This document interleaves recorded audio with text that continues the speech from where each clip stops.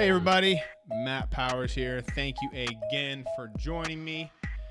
Just got done with another CrossFit competition this past weekend, the Fig Smashdown over there at CrossFit Fig in Blue Springs. Did the comp with my boy Eli. We did not too bad. We got fourth place out of I don't know how many teams, but we didn't get any free stuff. So top three teams got some free stuff. We did not get free stuff, so that's a sad deal. But anyway, we had a bunch of fun. Probably could have done some strategery stuff a little bit differently, but you know what? That's how it goes sometimes. Sometimes you don't know until after the workout's done how you can change some things up. But while I was doing the competition, I was thinking about, it'd be good to do a video about how to prepare for a CrossFit competition. What are some things that you can do to help give your body the best chance of performing the best possible. So we're going to talk about kind of three things here. Number one would be, what should you be doing coming up to the competition? What should you be doing during the competition? And then what should you be doing after the competition to help get your body prepared for training for the following week? So let's talk about some things that you can do leading up to the competition to make sure that your body is doing A-OK. First thing let's talk about is training. Now, for this particular competition, what I did was my last quote-unquote hard day or heavy training day was a Wednesday, and the competition was on a Saturday. So, me being 37 years old, not too old, but, I want to make sure that I give my body enough time to recover, because on Saturday I've got to do 4 workouts there. So I know that normally I don't do 4 workouts in a day, so it's going to demand a lot on my body. So I want to be scaling back as the week goes along. So Wednesday, again, last heavy day. I'm trying to avoid, any other hard workouts the rest of the week as far as high reps or any heavy weight that's going to be smoking my central nervous system. I also want to be limiting my gymnastics work. So pull-ups, muscle-ups, and stuff like that. The reason being is I want to save my hands. I want my hands to be in the best possible condition for competition. And so leading up to the competition, Wednesday would be my last heavy day. Thursdays, what I usually like to do is I like to just kind of move around. For this particular competition, what I did was 20 minutes on the assault bike. Nothing too intense, just nice and easy. I think my RPMs got up to maybe 55 or so. Just something to get a little bit of sweat in, move the body around, get the heart rate up just a little bit. And you can maybe do a little bit of abdominal work if you wanted to, but just really, really simple, nothing too crazy there. Friday, I took completely off, didn't do anything on Friday, had to do some coaching, so that's kind of a workout anyway. So again, just leading up there and making sure that I'm, fully recovered there. As far as some other recovery stuff that you can do prior to the competition, I did on Friday, I did some cryotherapy. I don't know, that's kind of hit or miss, I've had some really good sessions with that where I've left there kind of feeling really good, and then some sessions where, maybe it doesn't, maybe you're like, what does this thing actually do? Why am I so cold, But, I don't know, I kind of like it. It's not too bad. I like ice baths a lot.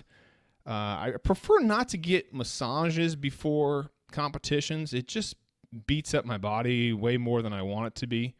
So I kind of like to avoid that, but I just want to make sure that I'm, getting all the inflammation out of my body, and so that I'm feeling good on competition day. So eating before the competition, the day before, I want to get a little bit of extra carbohydrates. And now when I mean like a little extra carbohydrates, I'm talking maybe like 40 grams, okay? We're not eating a freaking pizza here. We're not, smashing a bunch of ice cream and donuts. That's for after the competition. But leading up to it, I want to make sure that I'm hydrated. I'm drinking water, Pedialyte, drip drop, whatever it is that you like to drink.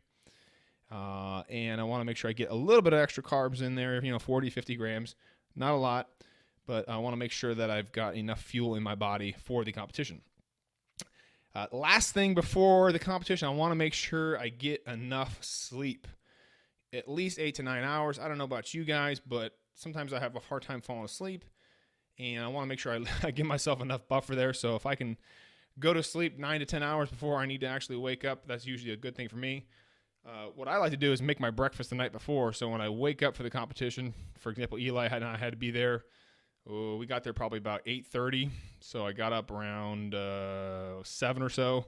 I like to make my breakfast beforehand so I don't have to be stressed and getting ready for the competition and all that kind of stuff. Have everything done the night before, all the clothes that you're going to wear, all that kind of stuff. I like to do that all the night before.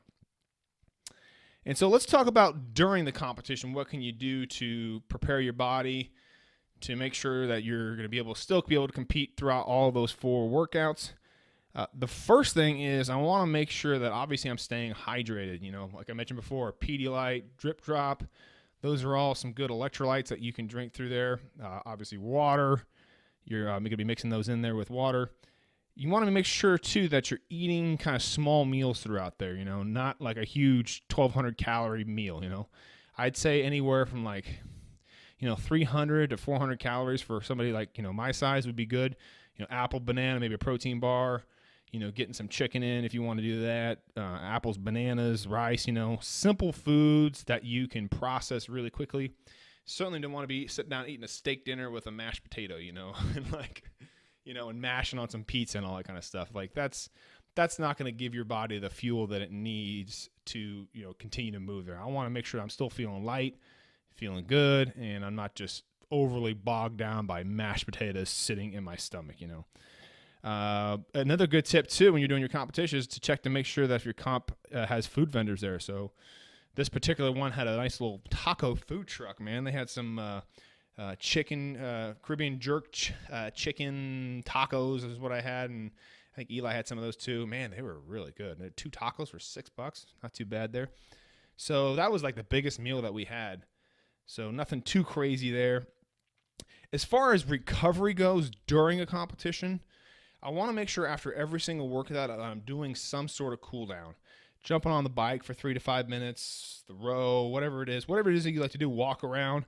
I want to try to continue to move around so that lactic acid just doesn't sit around in my legs and I get tight. And then, it becomes even more difficult to do that next workout.